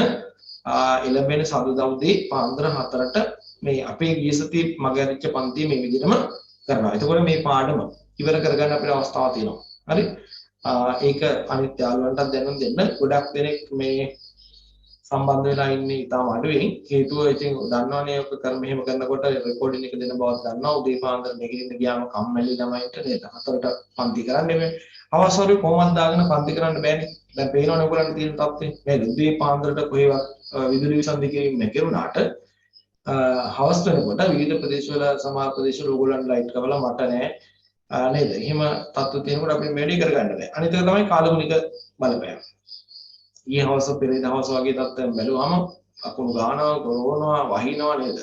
ඒ වගේ එකත් එක්ක අපිට වැඩ කරන්න බෑ. ඔය ඔක්කොම එක සලකලා උදේ පාන්දර පැය එකමාරක් ගන්න එක තමයි වඩා ඵලදායී. ඒ නිසා අපි අද දවසේ ලොකු උත්සාහයක් ගත්තා. අපේ වැඩේ සාර්ථක කරගන්න. ඒක සාර්ථක වුණා. නමුත් අපි ඊ සතියේ යම් අසාර්ථක භාවයකටපත් වුණා. ඒක හිතන්න එපා. අපි අහිමි වෙච්ච කාල සීමාව සඳුදා උදේ 4ට දාලා ඒක සම්පූර්ණ කරගමු. ඊළඟට මේ එළඹෙන බදාදා දිනේ. ඒ කියන්නේ අද 29:30 නේද? 30නේ. එතකොට ඊළඟ එළඹෙන දිනේ ඔබගේ નિયમિત වේලාවට අදාළ ආයතනයේ નિયમિત පරිදි පන්තිය සාමාන්‍ය විදිහට පවත්වනවා. දැන් මේ පේප් මාකින් කටයුතු අවසන් වෙමින් යන්නේ අවසාන අධීරයේ ඉන්නේ. තව අපිට දින 2ක් 3ක් විතර කාලයකදී සම්පූර්ණ ඇගේම් කටයුතු අවසන් කරන්න පුළුවන්. ඒ වගේම තමයි ඔයගලන්ට මම ගිය සතියේ කිව්වේ නෑ මං හිතන්නේ මේ වාර විභාගයේ අයදුම් කර ඉල්ලපු විශාල පිරිසක් විභාගයට ඉදිරිපත් වෙලා නැහැ. විභාගයට ඉදිරිපත් වෙලා නැහැ. හරිද? ඒක සාමාන්‍ය ගණනය කිරීම අනුව බැලුවොත් 20ක් විතර ඉල්ලුම් කර විභාග අපේක්ෂකින්ගෙන් 20ක් විතර විභාග ලියලා නැහැ. එතකොට ඒ ළමයි විභාග ලියන්නෙම නැහැ කියලාද මේ කියන්නේ? නැහැ. ඒකේ ඒ ලෝඩ් එක ඊළඟ අවුරුදු දෙකට එනවා. ඊළඟ අවුරුදු දෙකට එනවා. හොඳට මතක තියාගන්න මේ කතාව. හරි? ළමයි 20ක් විභාගෙට ඉදිරිපත් වෙලා නැහැ මේ පාර. විභාගෙට ඉදිරිපත් වෙලා නමුත් විභාග ලියලා නැහැ. ඇඩ්මිෂන් අරගෙන. හරි? මාක් ෂීට් වල නම්බර්ස් තියෙන කොට දෙනෙක් ලියලා නැහැ. ඒ ප්‍රමාණය ගන්න එකලොත් දල වශයෙන් 20ක් පහෙන් එකක් විතර ලියලා නැහැ. ඒ පහෙන් එකම ඔබට පෙර ලියන ඊළඟ කණ්ඩායමට එකතු වෙනවා. එතකොට සාමාන්‍යයෙන් අවුරුද්දකට අපි හිතමුකෝ විභාගෙට ඒ ලෙවල් විභාගයට යන්නේ ලක්ෂ 3ක් විතර පිරිසක් එනවා. ඒ ලක්ෂ 3 පිරිස 2022 විභාගෙදී ලක්ෂ 5ක් විතර වෙයි. ඇයි මේ නොලියන පහෙන් එකේ කොටස ඊළඟ පාර ලියනවනේ. නේද? ඒකෙන් යම් පිරිසක් 2023 විභාගෙත් ලියයි. ඇයි chances 3ක් තියෙනවනේ. ඒ නිසා හොඳට මතක තියාගන්න ඔබට සාමාන්‍ය විදිහට ලක්ෂ 3ක කණ්ඩායමක් ලියන කණ්ඩායමත් එක්ක විභාග ලියන්න බැරි වෙයි. නේද? 3 5ක් විතර වෙලා 4මාරක් විතර වෙලා ලියන්න වෙයි. ඒක ඔබට අවශ්‍යයි. හේතුව මොකද්ද? අපි ලක්ෂ 3ක් සාමාන්‍යයෙන් අවුරුද්දකට ලියන විභාගෙදී කැම්පස් එකට ගන්න 40000යි නම් ඒ සීට් සංඛ්‍යාව වැඩි වෙන්නේ නේද?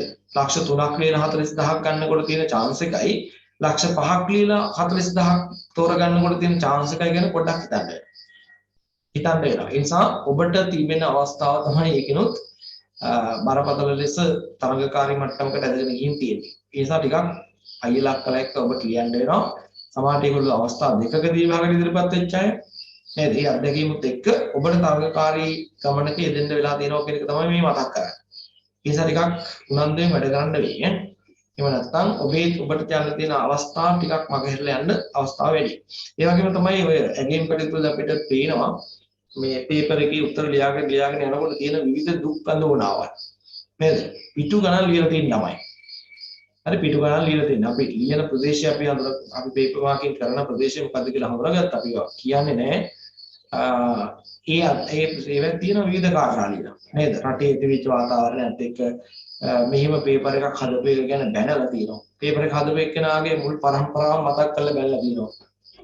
නේද? ඊළඟට මේ රටේ පවතින වාතාවරණය සම්බන්ධයෙන් දේශපාලනඥයින්ට බැනලා තියෙනවා ළමයි. නේද?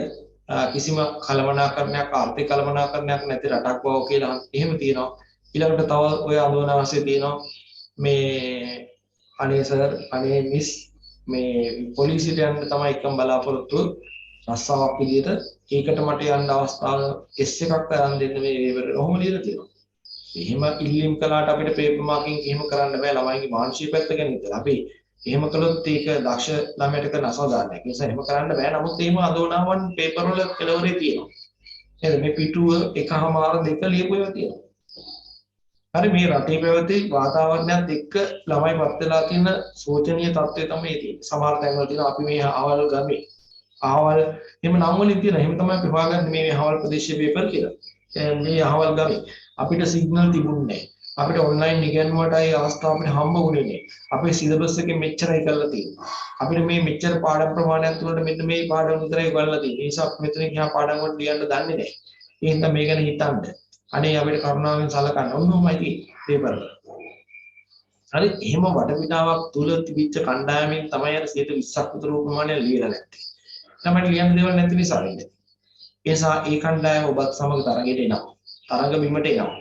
ඔබට තරගයක් දෙන්න වෙනවා වෙනදාට වඩා. ඒක මතක තියාගන්න. ඒක අමතක කරන්න එපා. හොඳයි. එහෙමනම් අපි යන්න හදන්නේ පොදු සේවා පහසුකම් සහ යටිතල පහසුකම් කියන කතාව ගැන කතා කරන්න. දැන් අපි හැමදෙනාගේම අවසාන අරමුණ ඉලක්කය මොකක්ද? යහපත් භෞතික ජීවන තත්ත්වයක් ළඟා කරගන්න. නේද? හොඳට ජීවත් වෙන එක හැමදෙනාගේම අරමුණ. ඔබ ඉගෙන ගන්න දඟලන්නේ, රස්සාව හොයන්න දඟලන්නේ, නේද? විවිධ දේවල් කරන්න දඟලන්නේ අවසාන විදිහේ බලාපොරොත්තු නිසා. යහපත් භෞතික ජීවන තත්ත්වයක් අපේක්ෂා කරන නිසා. එතකොට මිනිස්සු කැමති ජීවත් වෙන්න හොඳම යටිතල පහසුකම් ටික. මොනවද මේ යටිතල පහසුකම් ටික? හොඳම මාර්ග ටික. හොඳම දුම්රිය මාර්ග ටික. නේද? ඊළඟට ඔය මේ කතා කරන සංනිවේදන පහසුකම් වල හොඳම ටික. භුක්ති විඳින්න මිනිස්සු කැමති.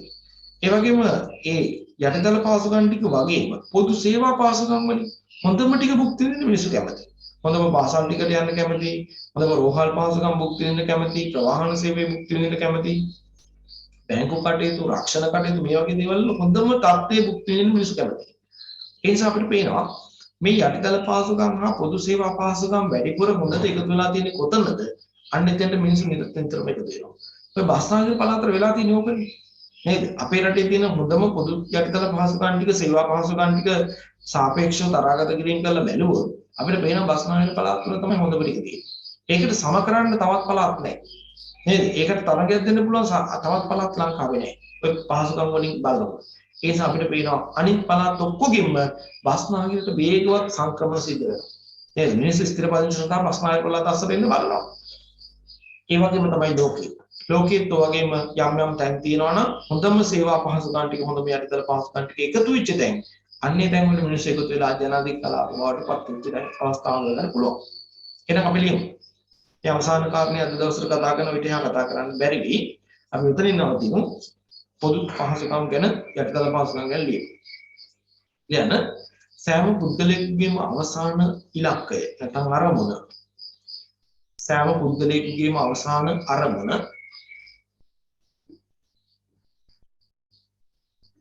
යහපත් භෞතික ජීවන තත්ත්වයක් ළඟා කර ගැනීමයි. යහපත් භෞතික ජීවන තත්ත්වයක් ළඟා කර ගැනීමයි.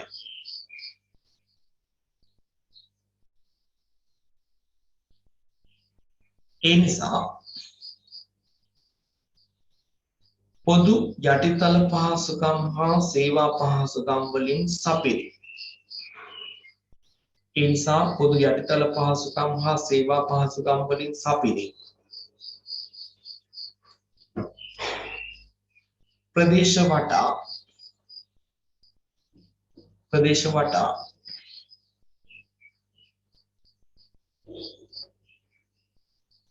ස්ථිර පදිංචි සඳහා ඒකරාශී වීම ස්ථිර පදිංචි සඳහා ඒකරාශී වීම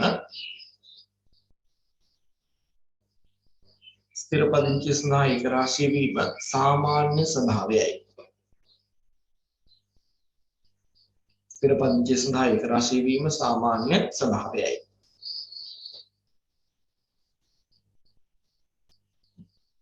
ඒ නිසා නැත්නම් එබැවින් පොදු යටිතල පහසුකම් හා සේවා පහසුකම් වලින් සපිරි. ඒ නිසා පොදු යටිතල පහසුකම් හා සේවා පහසුකම් වලින් සපිරි. ප්‍රදේශ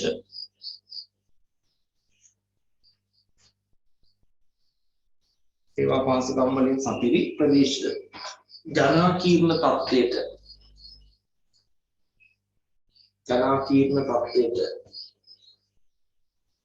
පත්ව තිබේ. ජනාකීර්ණ තත්ත්වයට පත්ව තිබේ.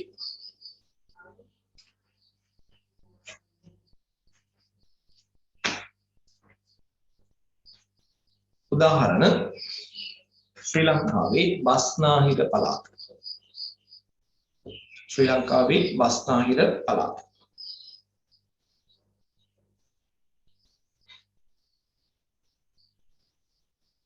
හොඳයි. එහෙමනම් පුතේ අදට මේ වැඩ කටයුතු මෙතනින් අපි අවසන් කරමු. අපිට තවත් මානුෂ සාධක කීපයක් කතා කරන්න ඉතුරුලා තියෙනවා. අපි ඊළඟ දවසේ කතා කරලා මේ කොටස අවසන් කරමු.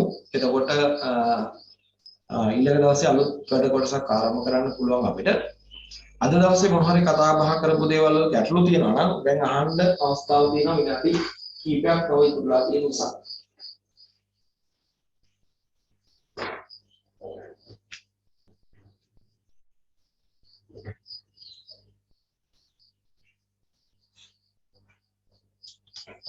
ළමයි නේද මෙහෙම ඉන්න ගමන් නිදිත් දන්නෙත් නැහැ. ඉන්නව නේද ඉමාලි? ඔව් සර්. නිසා සමහරට එහෙම වෙලාවක් දන්නේ නැහැ. මම උගන්නගෙන ගියා නේද? ඔන්ලයින් අධ්‍යාපනයේ තියෙන තත්ත්ව තමයි එහෙම. අර පේපර් වල ළමයි දීලා තියෙනෙත් ඒකයි. සමහර දැන් වලට අපිට සිග්නල් තිබුණේ නැහැ. අපි ගස් උඩ ඉඳන් ඉගෙන ගත්තේ. විහාරයට ඉගෙන ගන්න බැරුණා නෝට් එකක් නැහැ. ඕක තමයි තියෙන්නේ. හොඳයි එහෙමනම් මේ මොනවාක්වත් ගැටලුවක් නැතුව ඇති. අපි එළඹෙන ඉදිරි දිනේ ඒ කියන්නේ අපි ළඟට සතියවදාලා සාමාන්‍ය විදිහට ආයතනය අපේ පන්ති පවත්වන්න පුළුවන්. යාළුවන්ට දැනුවත් කරන්න අපිට සති දෙකක් සාමාන්‍ය පරිදි පන්ති කරගන්න බැරි නමුත් මේ වෙච්ච හානිය හැකියතාක් අවම කරන්න තමයි මේ විදිහට මාර්ගගත ක්‍රමයට හරි පැය එකමාරි අහිමි වෙච්ච කාලය අපි ආවරණය කරගන්න බැරි වෙයි. අර ඊයේ සතිය කරගන්න බැරි වෙච්ච දිනේ එළඹෙට සඳුදා උදේ පවත්වනවා. ඒක මතක තියාගන්න මම ඔයාලට දැනුම් දෙන්නම්. හොඳයි එහෙනම් හැමෝටම සුබ දවසක් වේවා. ආයුබෝවන්. ආයිබෝන් සර්. ආයිබෝන් සර්.